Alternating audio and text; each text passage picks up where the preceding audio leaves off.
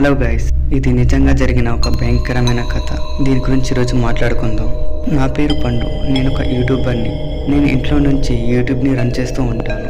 నాకు 2 ఫ్రెండ్స్ ఉండేవారు. ఒకరోజు వాళ్ళిద్దరు వచ్చి నాతో మన ఊరికి దూరంగా ఉన్న ఒక పెద్ద కోట ఉంది కదా, అక్కడికి వెళ్ళి పార్టీ చేసుకుందాం అని అడిగారు. ఎందుకంటే ఈ రోజు నా ఫ్రెండ్స్ లో ఒకరి బర్త్డే. సో నన్ను కూడా ఆ కోట దగ్గరికి వెళ్దామని అడగడానికి వచ్చారు. కానీ మా ఊరి పెద్దవాళ్ళు అటువైపు వెళ్ళడం అంత మంచిది కాదు అని చెప్తూ ఉంటారు. కాకపోతే వీళ్ళేమో అక్కడికే వెళ్దామని అడుగుతున్నారు. ఈ విషయం వాళ్ళిద్దరికీ కూడా తెలుసు. అయినా వెళ్ళాలని పట్టుపట్టి కూర్చున్నారు. నేను కూడా సరే పోదాం, ఏదైతే అది జరుగుతుందని కారులో వెళ్ళడం జరిగింది. ఆ రోజు నేను నా ఫ్రెండ్స్లో ఒకరిని ఇలానే అడిగాను, ఈ కోట గురించి తెలుసా అని. దానికి మా ఫ్రెండ్లో ఒకడు, మా అమ్మమ్మ అప్పుడప్పుడు చెప్తూ ఉండేది.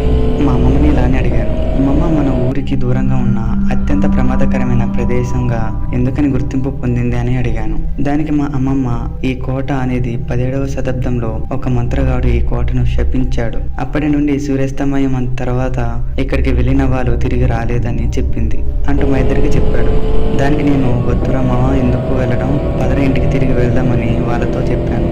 కానీ వాళ్ళు మాత్రం మనం అక్కడికి వెళ్ళి బర్త్డే జరుపుకోవాలని పట్టుబట్టారు. తిరిగి మార్నింగ్ వెళ్ళొచ్చు అని చెప్పారు నాతో. అలానే మేము కోట దగ్గరికి వెళ్ళిపోయాం.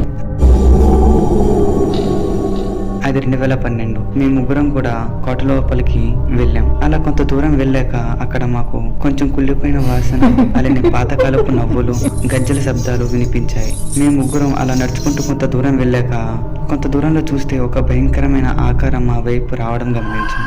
దానిని చూడడానికి ఫోన్ లైట్ సహాయంతో చూడగా అది చాలా భయంకరంగా కనిపించింది.